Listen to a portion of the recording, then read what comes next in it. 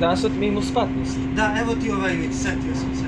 Slušaj, došla ona zgodne gole ženske da se kupaju na jezeru, znaš.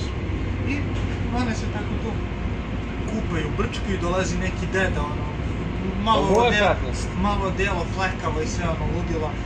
I dolazi ona na jezero i kaže, male, izlazi iz jezera. Beži čiča, beži čiča perverznjaku, jer šta hoćeš da vidiš gola ženske?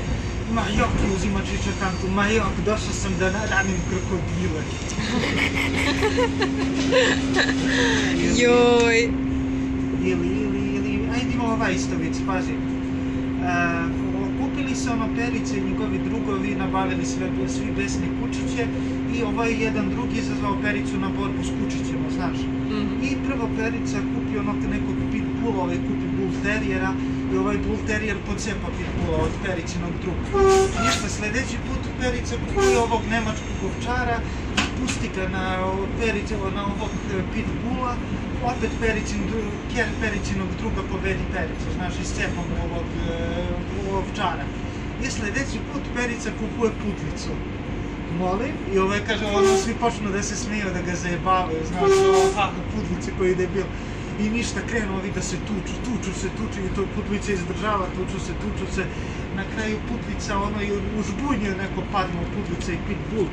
Čuje se, znaš kuće kad zakrešti i vidiš putlice izlazi sa glavom pitbulla u ustima. I ovi svi kako, znaš, nemoguće, šta je ovo? I ovaj pita pa Perica, kako ti ovo kuće, šta je ovo, nije obična putlica. A Perica kaže, ne, to je pre operacije, bilo ste krokodil, pre plastične operacije. Joj. Ček, još nekom... Da, slušaj, posle drugog svjetskog rata, znaš, pričaju dva druga, Već tu stano. Wow, nice. Pazi, posle drugog svjetskog rata u berlinskoj okupacionoj zoni pričaju dva Nemca, znaš. I kaže jedan, znaš da je moj drug oborio 500 aviona u ratu. 500 aviona, ma svakom u čas kako je uspao.